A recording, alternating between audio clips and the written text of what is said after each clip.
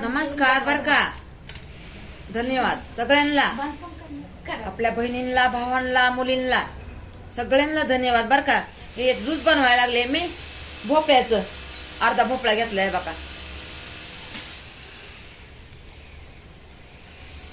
Liver साठी चांगलं असतं, आपल्या शरीरासाठी चांगलं असतं. भोपळा किती हे आहे, डोळ्यासाठी चांगला असतो. आपण दवाखान्याला जातो, किती दवाखाना करतो, 2-2 टाइम जातो, तरी ते म्हणतात वापस या. राहिलं नाही, राहिलं की वापस या, नाही राहिलं की वापस या म्हणतात ना. किती पैसे जातात आपले. आईचं काय आई उपाय सांगते तर बघा करून.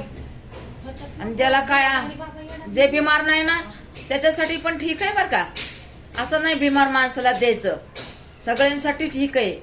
असं नाही की लिव्हरला सूज आली म्हणून त्याच्यासाठी द्यायचंय. प्रत्येकावर चालणार आहे.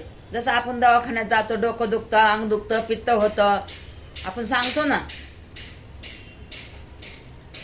तसंच बघा हे आहे, करून बघा हे उपाय तुम्ही. काय पाहिजे आता हे बघा,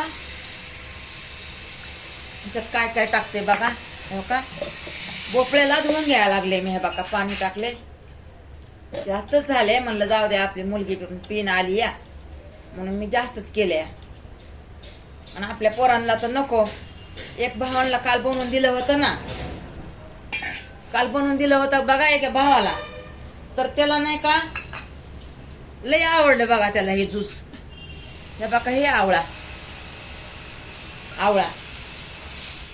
काय टाकले मी याच्यात, भोपळा टाकला, आवळा टाकला. आणि काय टाकले, भोपळा, आवळा आणि हे बघा ही पुदिनी. आता पुदिनी म्हणतात का काय म्हणतात मला नाही बोलता येत. पुदिना आता मी म्हणते पुदिनी, पुरी म्हणतात पुदिना बोल. जाऊ द्या काय बी असू द्या, हे का नाही, पण हाय तर पुदिनी ना. हे बघा केवढा टाकून मी पिसणार आहे बघा. मी पिसून येते. तिथंच थांबा तुम्ही.